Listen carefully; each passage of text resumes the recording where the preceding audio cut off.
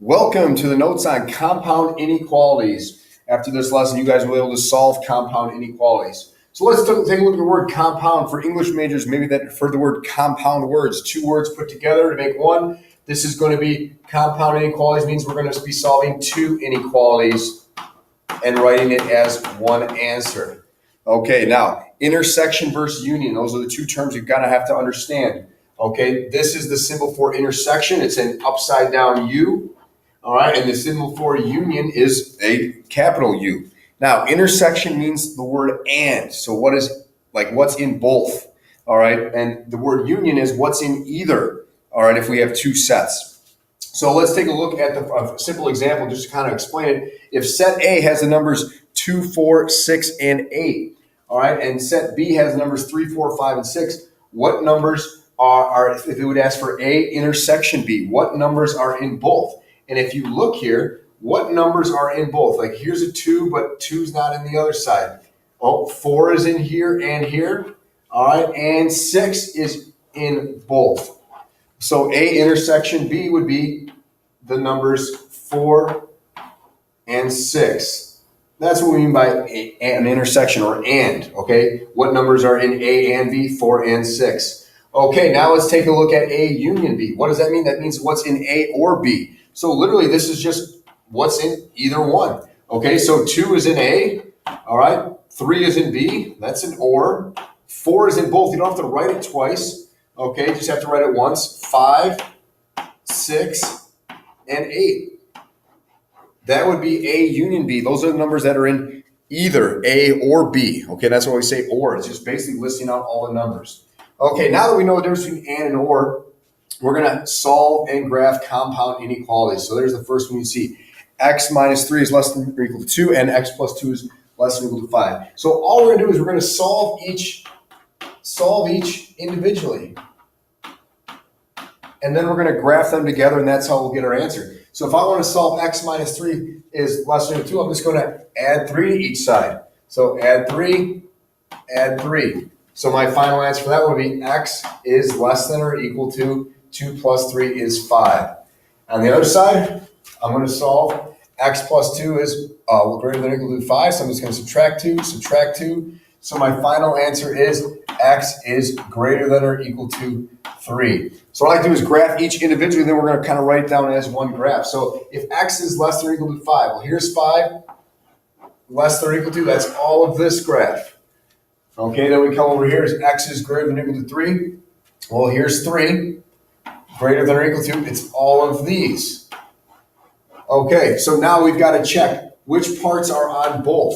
Okay, so this one is less than 5, so that's these, but it's got to be greater than or equal to 3. That's this part right here. So on our final graph, we're just going to graph, it can go from 3, and it goes to 5.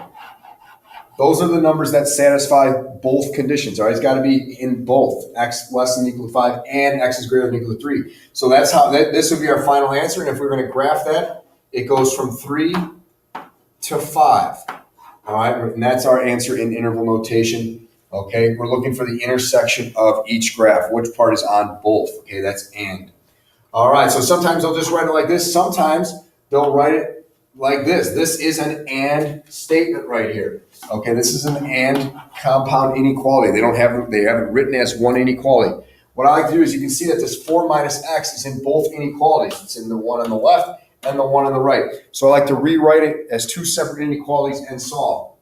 So over here we're going to have 2 less than 4 minus x. Okay, there's that 4 minus x that's in both. And over here we're going to have 4 minus x is less than 7. Simply solve each of those, graph, and then we're going to put our answer in interval notation. So I want to get x by itself, so I'm going to subtract 4.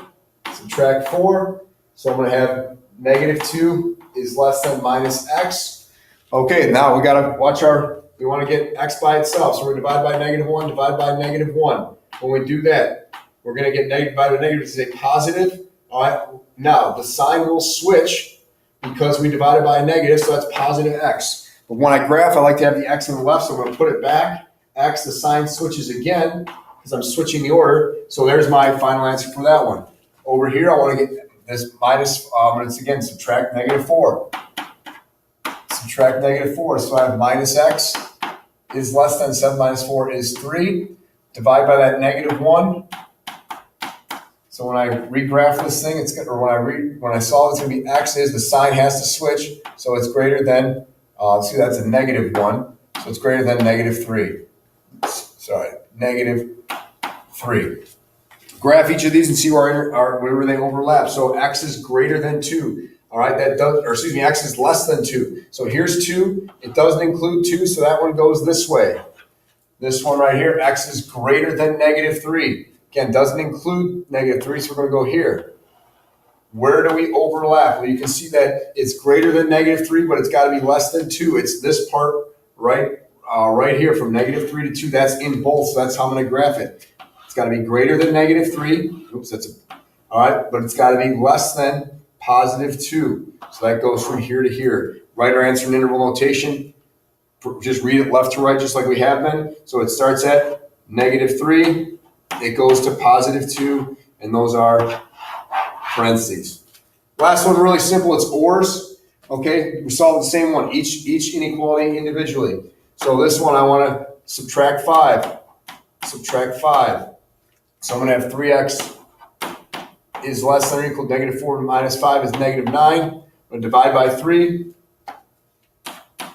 Divide by 3. So you're going to have x is less than or equal to -3. Over here, subtract the 1. Subtract the 1. So x is greater than or equal to 4. Now this is an OR. It can be in either graph. So let's graph them both, and then we'll make our final graph. X is less than or equal to -3. Looks like this, goes this way. All right, x is greater than or equal to 4. Goes this way. So now our final graph could be either one of those. So we need to put both components onto our final graph so it'll look something like this. Here's our -3. Oops, sorry, and that should have been, I'm sorry, right here, because it's -3. So -3 is right here. Less than or equal to goes that way.